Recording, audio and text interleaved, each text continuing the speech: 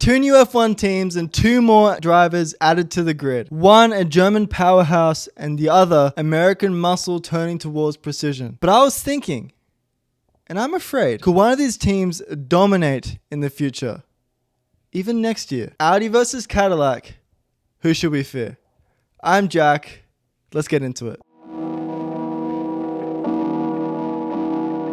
Well, let's first take a look at Audi. The team, now known as Sauber, has been undergoing a massive change. The big announcement came during the 2022 Belgian Grand Prix on August 26th, almost 3 years ago to the day. For the team then known as Alfa Romeo, the road's been anything but simple. When it was declared, the hopes for Audi's assimilation into the sport were high. A works manufacturer, one of the world's most known and renowned car brands, with a hugely successful history in motorsport. With 2 titles in the World Rally Championship, a win in the Dakar Rally in 2024 with Carlos Sainz Sr., no less, and 13 wins in the 24 Hour of Le Mans, as well as many others. The general consensus was, oh yeah, they'd be like Mercedes. They would come in and do pretty well, even dominate in 3 to 4 years. But nothing really ever goes to plan, does it? With highly regarded Andreas Seidl at the helm, partnering with Audi's chief representative, Oliver Hoffmann,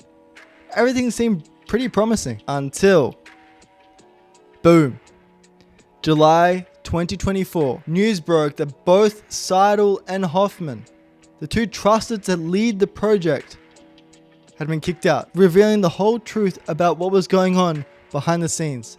That this Audi project wasn't as good as what we thought. At the time, it went from, oh yeah, Sauber's performance is rubbish right now, but once Audi's big car brand money comes in, everything will be fine, right? Everything will change. Trust the process, it will all be okay.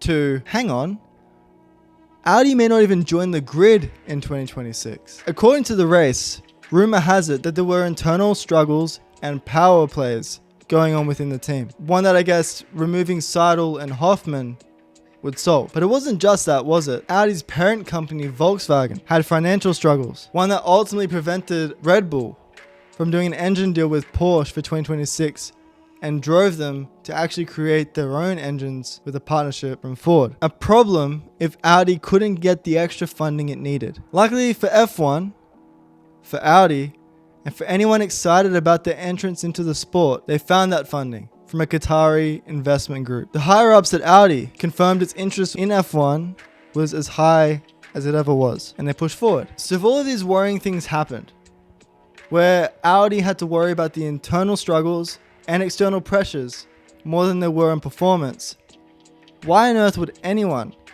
especially you and I, have anything to fear? Well, maybe we don't have to. Maybe there's a better option.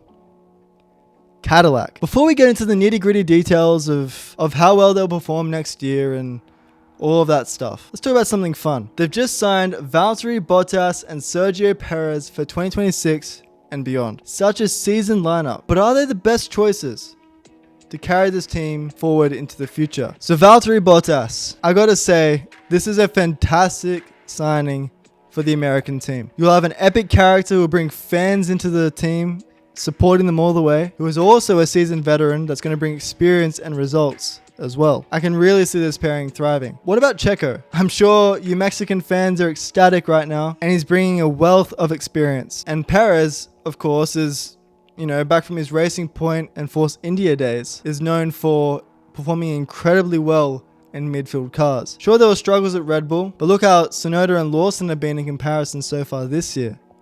I think I saw a stat somewhere saying that if you put Lawson, Tsunoda's, and Gasly's points from the time at Red Bull all together, accumulative, and times it by 2, then you'd be around the same amount of points that Perez had this time last year.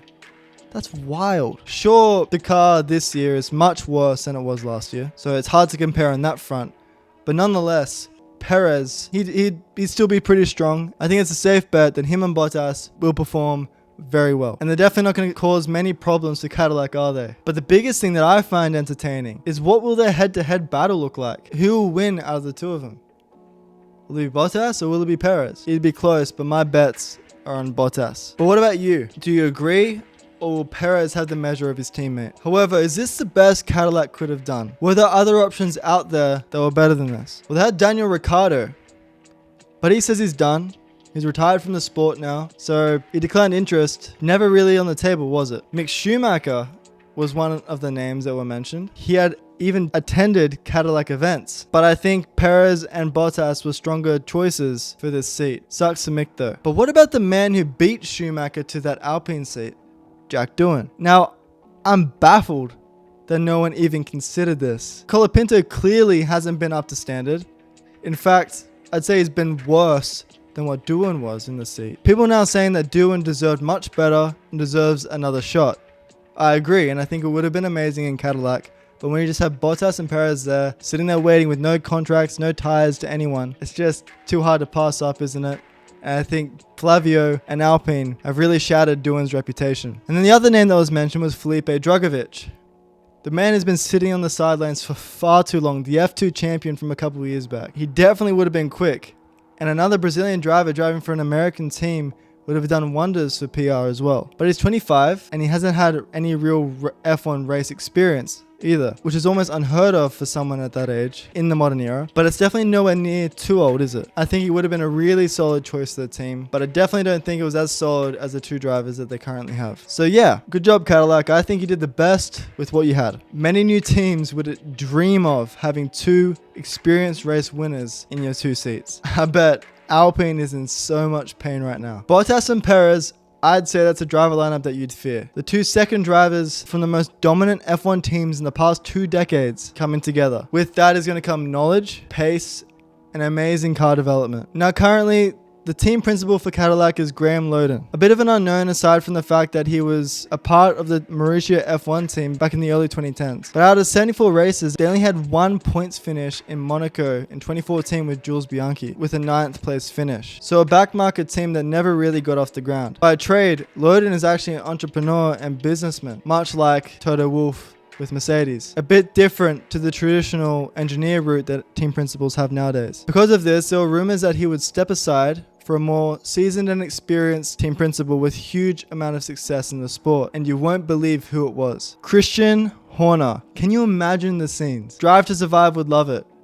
Hey Checo, it's Christian here. How would Sergio feel? Sadly, reporters from F1 just shut this down. So as of now, they're sticking with Loden, who could still be a very great choice. After all, Toto's business persona really drove Mercedes to its dominant period throughout the past decade. What level is Cadillac expected to perform at next year? I don't think people really expect much from them. They've had much less time to prepare. They did pass the initial crash tests, which is okay, I guess. But when you consider the fact that they were overweight with their car, they still have a ways to go. The key question is, can they get that weight down and produce a light, quick car in limited time? Should we be afraid of amazing performances or fearful that they'll suck? It's the moment of truth. Who should we fear?